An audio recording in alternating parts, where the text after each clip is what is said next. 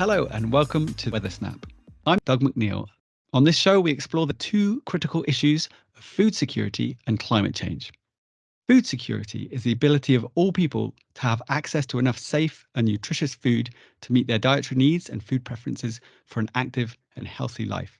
Climate change is already having a significant impact, and these impacts are expected to worsen in the coming decades. Extreme weather events such as droughts, floods, and heat waves are damaging crops and disrupting supply chains. Rising sea levels are inundating coastal farmland, and changes in temperature and precipitation patterns are making it more difficult to grow certain crops in certain regions. Joining me is Dr. Pete Falloon, who leads the Met Office Hadley Centre Climate Service on food, farming, and natural environment. How long have you been working at the Met Office, Pete? What kind of things have you done in your scientific career here? Well, we're looking back quite a while now. I think in March I'll be, not that there is a badge, but probably getting a 20-year virtual badge, perhaps, Long but service. for long service. So quite a while and all sorts of things. I started off really looking at things all the way from water, river flows, ecosystems, also some work on crops and agriculture. But probably over the last 7 years or so, I've been leading work that we provide to DEFRA, the UK's Department for Environment, Food and Rural Affairs, that's really trying to support a climate resilient food system to make sure that we're aware of the risks and opportunities that there might be to help the government and, of course, the farming and broader food industry in the UK prepare. So perhaps we'll have some facts and figures to start with about how large our agricultural system is globally and how much it contributes to climate change and how much risk is involved from climate change. I've looked at various figures and it appears that agriculture in terms of production of greenhouse gases might account for somewhere between a fifth and a third of our carbon emissions.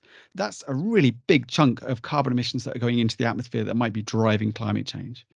Yeah, absolutely. And actually, we see a similar fraction of greenhouse gas emissions in agricultural land use here in the UK as well. I mean, partly, of course, agriculture takes up roughly a quarter, maybe a third, depending on when you look, but of land use globally. So actually, it's really significant. If you took a map and you look down and mapped out the agricultural areas, it's a really significant part of what makes up our planet's surface. So it does have a big impact. I mean, on the other hand, globally, we also know that if you look at the year-to-year variability in global yields of big crops, variations in weather probably account for something like a third of those variations. So actually, both having a strong impact on the climate through greenhouse gas emissions and other things too, but also strongly affected by weather in a huge variety of different ways. So there's a real feedback here between the sort of human agricultural system and the climate system, and that's operating in both directions. Absolutely. And there are other things too, like the nature of the surface of the land, which compared to natural vegetation tends to be a little bit brighter, so it reflects more radiation. There are differences in the water cycle as well of agricultural land. I think also it's worth mentioning at home in the UK, the importance of the agricultural sector. It contributes something like 9 or 10% to the economy. So it's a really big player in terms of the economy in the UK, but also employs several million people. So important in terms of money and in terms of people. So if it's a large fraction of what we produce in terms of carbon emissions that are going to change climate, it's a good opportunity for cutting those carbon emissions. But it also strikes me as something that isn't a nice to have. This is an absolute necessity for feeding a growing global population. I completely agree in both senses. As with so many things to do with climate change solutions, really, I think, of course, agriculture and food is a part of that set of measures and different things that we've got to do and a really critical part.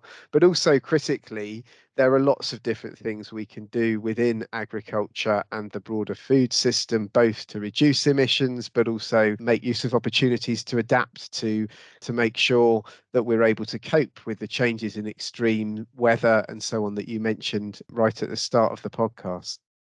Maybe we'll come back to the opportunities later on. But let's talk initially, we're at the Met Office, so we spend a lot of time thinking about extreme weather and prediction of climate. Let's talk about some of those climate risks that might really impact on agricultural systems. This might be a slightly different conversation depending on whether we're focusing on the UK or globally, given the vast variety of agricultural practices and food growing that's going on out there. What are the major risks of climate change? Despite the differences in food systems that we have across the globe and agricultural production, the crops we grow, the livestock we rear, all those sorts of things, actually, there are remarkable similarities in the nature of weather and climate impacts into the future.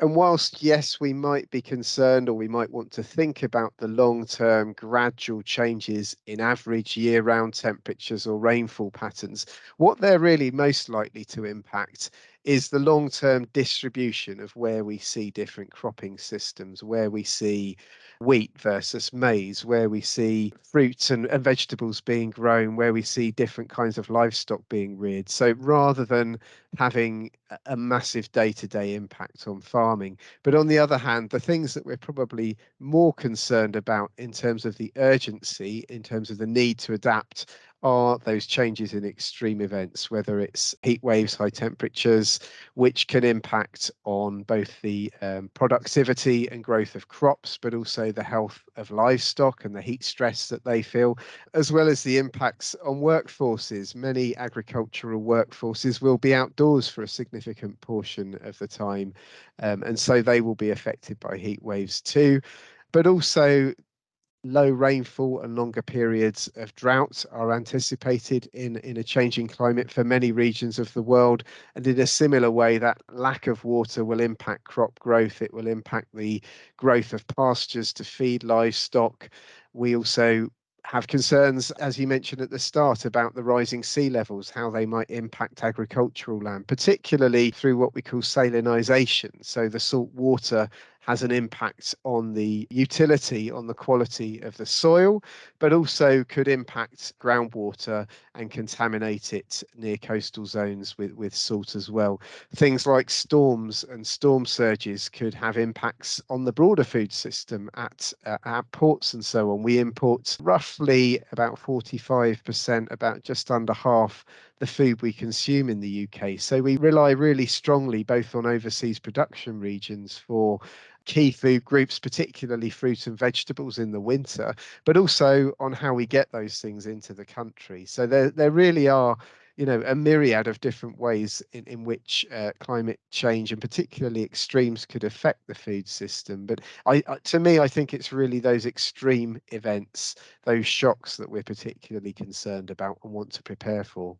Yes, 2023 has seen a number of shocks, hasn't it, in terms of record-breaking temperatures and huge amounts of rainfall in various places. And I've been trying to get a feel for how unusual this year has been in terms of those kind of record-breaking events. Have we seen that in food production this year? Well, 2023, I'm not so sure just yet, partly because of the timing of the cycles, but certainly last year, 2022, with the really high temperatures, the in the UK, the record-breaking temperatures that pushed up above 40 degrees for the first time, that had some really interesting impacts in the UK. On the negative side, heat stress was a major issue for poultry. Something of the order of several million chickens died in poultry housing, partly because the housing wasn't really designed to cope with those high temperatures. On the other hand, wheat yields in the UK did really quite well, and that's partly because of what was happening at other points in the year. So actually, the crop was relatively well established by the time the heat wave came, and we had a good amount of water at the right time in the spring, which meant that could happen. So from those sorts of events, you can start to learn about how we might need to adapt to those impacts in the future. How good are we at understanding those relationships between, say, timings of certain events, rainfall or droughts early or late in the season, and whether a crop is going to yield well, if you like? Are we good at projecting that into the future with our weather and climate models? Well, I think if you'd have asked me sort of 5 or 10 years ago, I think there were several things that were a real problem for the science at that time. And I think they probably still are to some extent, but there have been huge improvements. And on the one hand, it's the ability of the science of crop growth and crop production, crop yield models that has had challenges really in representing extreme events and their impacts on the crop to start with, particularly when you're using them to look at long-term climate change impacts. So, the ability to represent heat stress events or drought stress events was often quite challenging compared to what's happened in reality. And similarly with the climate change models, actually, historically, it's always been easier to predict changes in average climate than extremes. But I think those things are quite rapidly advancing. I mean, I think we know quite a lot about the fundamental biology and the crops and the agricultural systems and what's happening on the ground, if you like. It's really bringing those two elements now together to have a better understanding. But, as you say, I think it really, with agriculture, so much is about the timing and heavy rainfall at the time you want to do agricultural operations with machinery in the field, whether you want to plant the crops and sow them or whether you want to harvest them, will be really hugely affected by rainfall. If you get heavy rainfall, then it's going to make doing that very difficult. So that's another example of how these extreme events can impact at key times of the year. So they sound like particular risks. And I know in a changing climate, we're expecting water in the wrong place, I know is the phrase that's used quite often. We're expecting things to get hotter and drier at sometimes and more extremely wet other times. So these feel like the major risks. Are there any places in the globe that are going to benefit, do you think, from climate change? And is that going to be sort of a large benefit, or is that going to be small compared to the overall risks of climate change? Really interesting question. So, I mean, certainly further north in the UK, actually, we believe that winter wheat yields are likely to benefit from a moderate amount of warming, partly because, as you go further north, actually crop growth and yield is limited into the far north of the UK and into Scotland. So there might be some gains there in the mid and perhaps in the long term. And similarly, the colder regions north of Europe and so on are likely to see some benefits in terms of warming and their impact on crop growth. But there is still quite a lot of uncertainty as to how those things might pan out, how the impacts of having higher carbon dioxide concentrations in the atmosphere, which are generally beneficial to a degree to crops, might play into that. But also, as you say, the interaction between warming and rainfall patterns, but also how we adapt, whether we plant new crop varieties and so on. Well, to get an idea of how UK farmers are feeling the effects of climate change, we spoke to ADAS, a long established agency that provides agricultural and environmental advice to both farmers and government. Here's Charles Folks, Associate Director for Climate Change and Sustainability.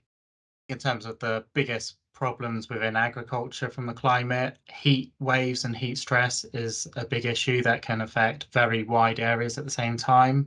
What we're talking about is more variability now. So these extremes might become stronger or they might become more frequent. A one-off event we can deal with, but if you have multiple events in a short space of time, that can really derail production.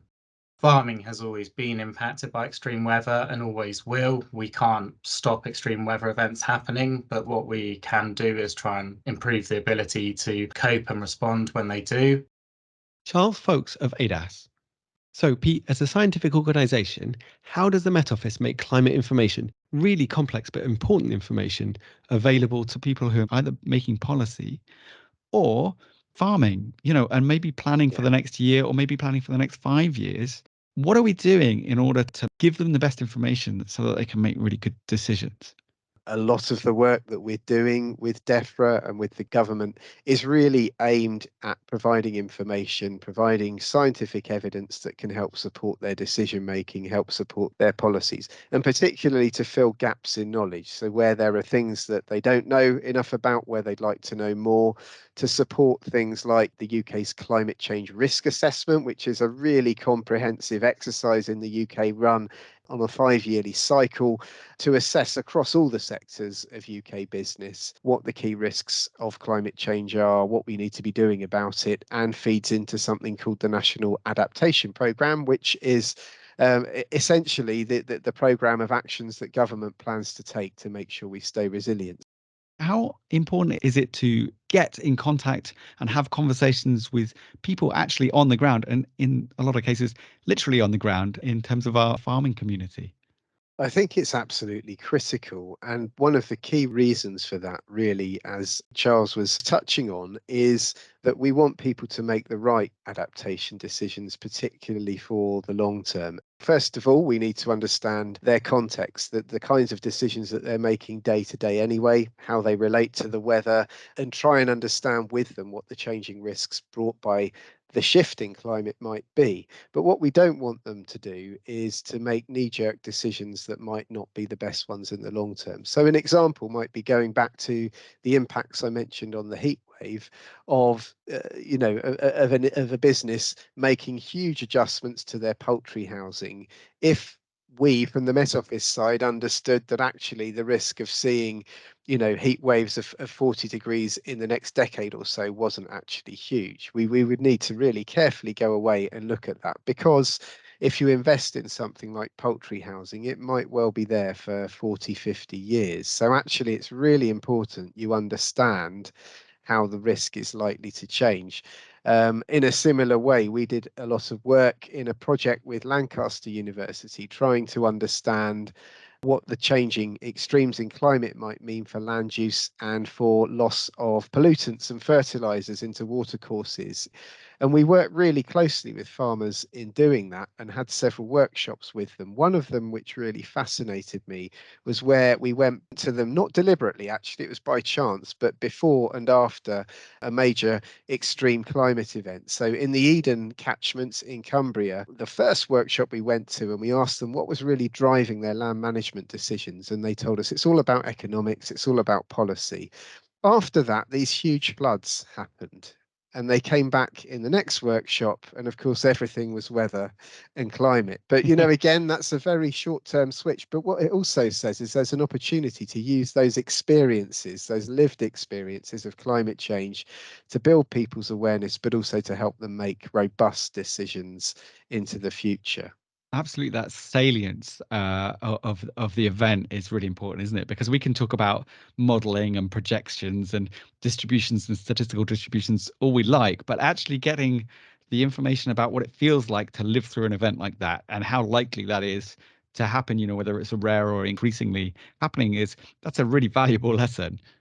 It really is. And I think actually it's so critical because the farming, agriculture and food industry, particularly in the UK, but all around the world, is, as we discussed at the beginning, so strongly linked to weather, huge experience of the impacts and constantly dealing with variability. Particularly in the UK, we do have quite a variable and challenging growing environment, really. So it's also a fantastic opportunity for us to try and learn about the impacts and understand them. But that, I think that unpredictability, that uncertainty isn't something that's going away. So therefore we need to work together, come together towards the best outcomes, really. We know from some of the latest science in the Met Office that actually you might see periods of very heavy rainfall records being broken in quite quick succession through a period of years, but then actually we might see nothing broken for several decades. And so actually, again, it's that volatility that we need to build into, but people understanding and setting that in the context of their decisions. As a kind of personal side here, I often come across quite a lot of skepticism about climate change in general, Pete, on social media or talking to friends and family or people around. Do you ever come across skepticism as to the involvement of climate change in that community, or are they generally on board that climate change is happening and it needs to be accounted for? No, I think largely in the experiences I've had, there's relatively little skepticism, particularly in the agricultural community who are, out in the elements and experiencing things and observing what happens season to season. And I think, again, some of that's borne out by some of the work they do around weather. The project I mentioned looking at climate change impacts in Cumbria and some other areas of the UK, we did some work as part of the workshops I mentioned to try and present trends in recent climate in their areas.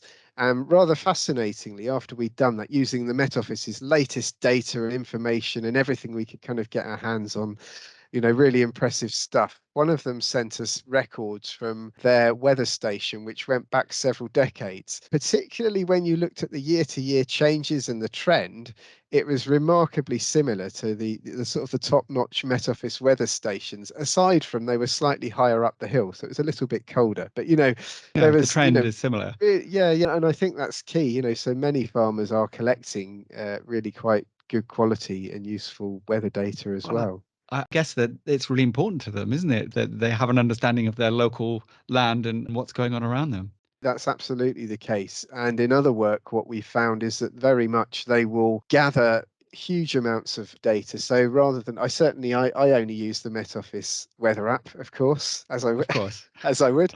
But we found that many farmers use 5 or 6 different weather All services right, they're getting an and ensemble service. well, absolutely. They're building their own, sets of probabilistic weather information, but also they'll do interpretation on top of that. So they will know if a weather front's coming in from the west that, well, maybe actually when that happens, it doesn't always hit my land. It doesn't come over my, or this happens, the rain, I know I'll be expecting the rain if it's hitting Cornwall. But there's fascinating things like they will have, sort of networks where, their colleague further down the country will call them and say, the rain's coming, it will be with you in a few hours. And, so there's a huge amount of experience and understanding of weather and its impacts. I'd really like to talk. You mentioned earlier you were doing a project that was looking beyond those kind of climate risks and the output in terms of greenhouse gases. But agriculture and food production has impacts on other things other than just carbon emissions. And one of these is water systems. And the importance of water systems is becoming increasingly apparent. Can you tell me what we're doing, we can advise and help people who are working in food production really understand and adapt to the challenges of making better water systems? There are several dimensions to that, one of which is, of course, that, agricultural systems need water for production, whether that's for crop growth, whether that's for feeding animals, whether that's for other purposes. There's a critical need for water to support food security. But on the other hand, some of the things that can happen is, contamination of watercourses with agricultural chemicals, whether that be fertilizers, pesticides, so on and so forth. And all of these things are likely to be impacted by climate change. So, even standing still, if we look at today's agricultural systems, it's likely that those increases in extreme events, particularly the heavy rainfall events, will lead to increased flushing of agricultural chemicals into watercourses, into streams and rivers. So that's, immediately something that we may well need to think about in terms of how we adapt. And there are all sorts of things that the farming industry can do and have been doing around making sure that the water's stored for longer on the land, whether that's through building up soil quality and soil health, buffer strips and things like that, and tree planting and so on and so forth. But yeah, it's also really that awareness of those broader impacts of nutrients and agricultural chemicals. Well, one organisation synonymous with good land health is the Soil Association. One of their initiatives, the Soil Association Land Trust, is charged with the day-to-day operation of farms donated to the charity. One such farm is Wood Oaks, where traditional management has been shifted to a more sustainable model, as Programme Manager Rose Lewis explains. Wood Oaks Farm is a relatively small farm. It's just 300 acres. Over the last 30 years, it was conventionally run, mainly arable and cattle. The dairy, unfortunately, closed about sort of 5 or 10 years ago. Since we took the farm on, we've just shifted the balance slightly by reducing the size of the fields and introducing our hedgerows. We can create more opportunities for different crops. What we did when we first arrived is we did some soil testing to really look at drainage and how water is moving through that. It's either too much water or not enough water. What we've done by planting our hedgerows and changing the way we manage our soils is actually we're using the soil to collect and store water. Last year, we introduced a market garden to the farm. And so that automatically brings huge amounts of diversity because you can grow many, many different crops on a much smaller patch of land, as well as our what you might call more conventional arable crops. So we still grow wheat, barley and oat, but we're now doing it under the practices of organic. And we also have a beef cattle herd. While efforts to farm sustainably at Wood Oaks are already bearing fruit, attempts to reform emissions have proved a tougher nut to crack, as Rose explains. Right across the globe, tracking emissions really accurately is very, very difficult. But on farm, we've got a set of guiding principles that we use to try and reduce our emissions. There's some fairly decent tools that are developing at the moment. One that's owned by the Soil Association called Digital Exchange, the other Farm Carbon Toolkit. Both those are trying to give the tools to farmers to enable them to track their emissions in a much stronger way. The obvious emissions are around vehicles, and obviously a lot of big farm machinery is powered by diesel, petrol, and we've yet to do sensibly priced EV tractors and machinery. But that's obviously one area that we're looking at. And obviously, if you manage the farm differently, you can hopefully reduce the emissions in that way. But of course, the other big challenge is, what you put on your soil, fertilizers, all of that sort of stuff, and indeed methane from cattle. And there's lots of debates around that. Tracking that is much more complex and much more difficult. So it's difficult to feel empowered to do something about it, but we're all trying. Rose Lewis. Well, as Rose explained at the beginning, one of the key aims at Wood Oaks is promoting good soil health. Pete, how important is soil when considering the causes and effects of climate change? Really interesting question. So, if you look globally, soil carbon and soil organic matter in particular is a huge reservoir of carbon across the globe, more carbon than there is in the atmosphere, for example. Exactly how much is actually quite hard to know, but certainly twice as much and maybe more than that. And the reason it's difficult to understand and to measure is its variability in space and time, but also the depth of things like peat bogs and other complex soil systems. So really critical given its role in the climate system. What's happened to soils really historically? So typically, if you took a pristine ecosystem, a forest or a native grassland or something, and you ploughed it up, immediately, by and large, you start losing carbon. So our agricultural soils will be really quite strongly depleted compared to native ecosystems. So actually, historically, that was a source of quite a significant release of carbon. To a degree, intensive agriculture across the world has really had a tendency to also to deplete soil carbon stores and soil quality in general, and to replace that by adding chemicals, by adding fertilizers, which also in their manufacture causes carbon emissions and greenhouse gas emissions too. So that's a really key thing. And I think actually thinking about the conversations we were having earlier about water, there's also a really key interplay there. If you think about many of the upland peat bogs, they act like sponges. They're mostly organic matter, mostly carbon. They store and hold a lot of water, and there's a huge effect of holding back water in the landscape. So actually having a healthy soil, having a soil with a high organic matter or a carbon content could help hold water in the land and in agricultural land and help offset some of the problems we might see from droughts and high temperatures, but also help hold back some of that water and avoid flooding problems. That's great. So you get that double impact, don't you, of holding the water and having it available, but also stopping it from flushing straight out to sea or flushing away nutrients from the soil. I think that's the idea, and there are lots of, agricultural management practices that are being brought forward that are helping to do that, as well as building up the quality of the soil, but also the things I mentioned earlier, like having buffer strips between fields, having tree planting and so on, and things that break up the landscape really in terms of moving away from having, if you like, that direct connection from lots of ploughed soil down to the river and then through to the sea. So the more you break some of those links, then the more you can store and hold back water. So I'd like to talk about something that feels like it's been a bit of a buzzword for a little while, something called regenerative farming and regenerative farming practices. It's been presented to me by people I've chatted to as kind of a big fix for climate change and to have the potential to almost completely solve the climate change problem. And I'm slightly skeptical of that, Pete, but I'd like to hear from you. What is regenerative farming and what potential does it have to sort of mitigate climate change? We talked about the carbon emissions of food production being, maybe a quarter of all our carbon emissions. Also, this may have the ability to draw down some of that carbon that's warming the earth from the atmosphere and perhaps mitigate that warming. I share some of your healthy skepticism. I think it's early days, and these are really frontier, kind of pioneer techniques that aren't in widespread adoption at the moment. But to me, I think it's really an evolution of sustainable farming practices.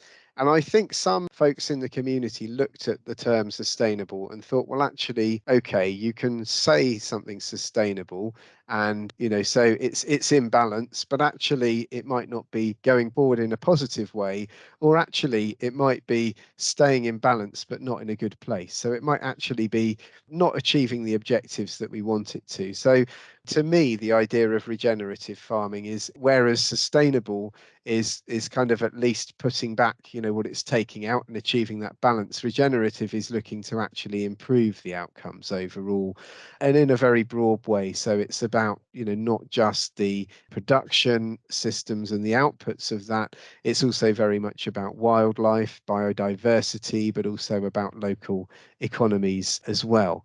Certainly, some of it does look really promising. I've seen initiatives where they're doing things like planting very different mixtures of grass species, which is much more diverse. So it's more resilient to things like heat waves and droughts in the summer, but also mixing together what we call silvopasture. So that's a mixture of trees and livestock.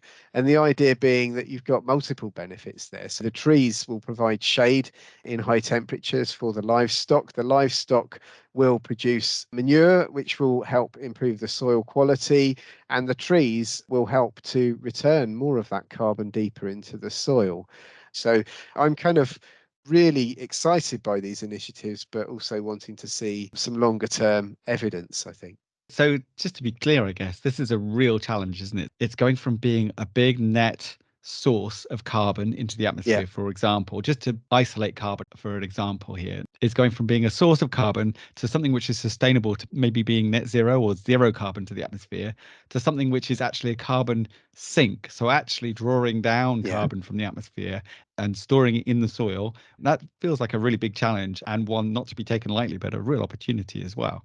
I think so. And I think some of the practices within regenerative farming are also really interesting and exciting, but also really challenging in terms of the way that our food system, particularly here in the UK, is set up.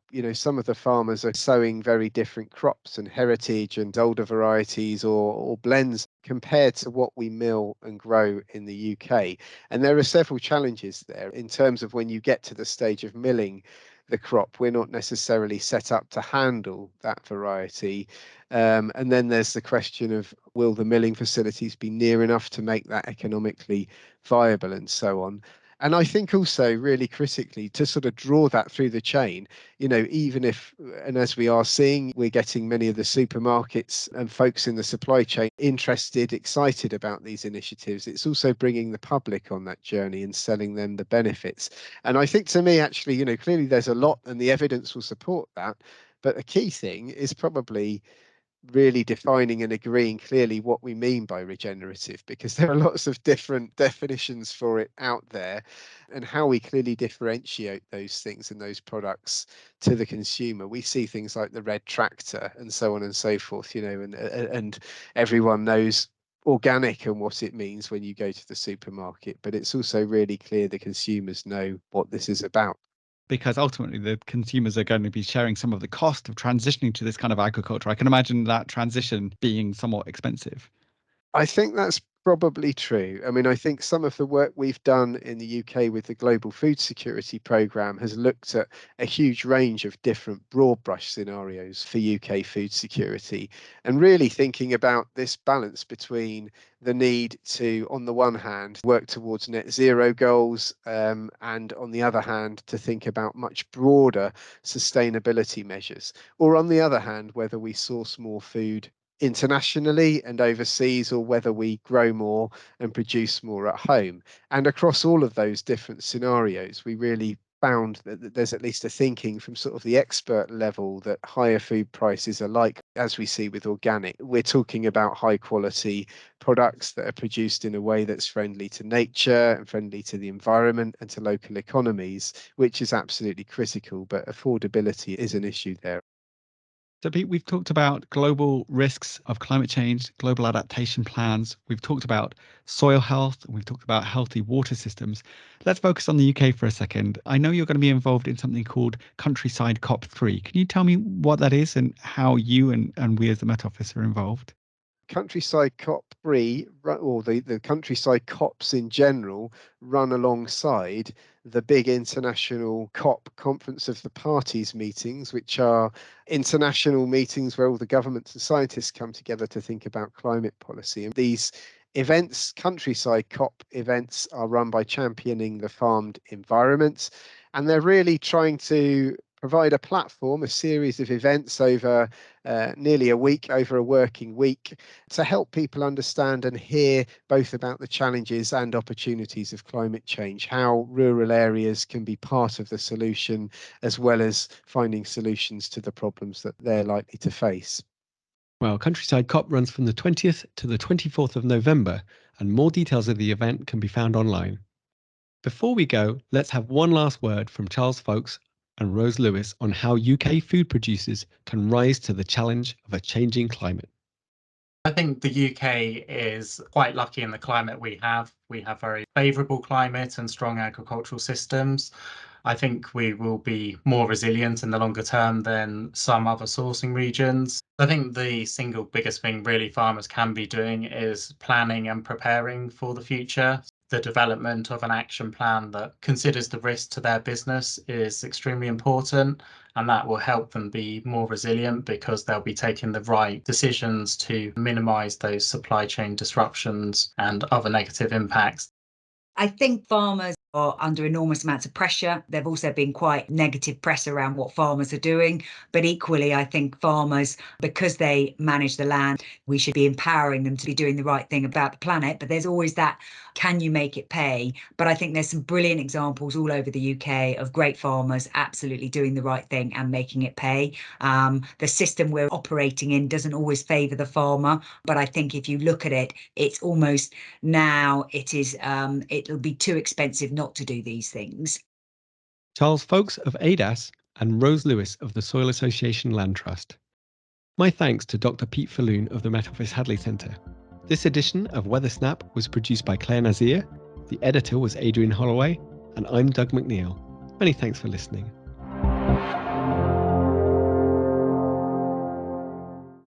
Another great weather snap, Claire. Thank you so much for listening. And don't forget to hit subscribe. Then you'll catch all of our daily weathers on YouTube as well. And if podcasts are your thing, check out our Met Office podcast channel. Lots of information, lots of stories there. And we'll see you again next week.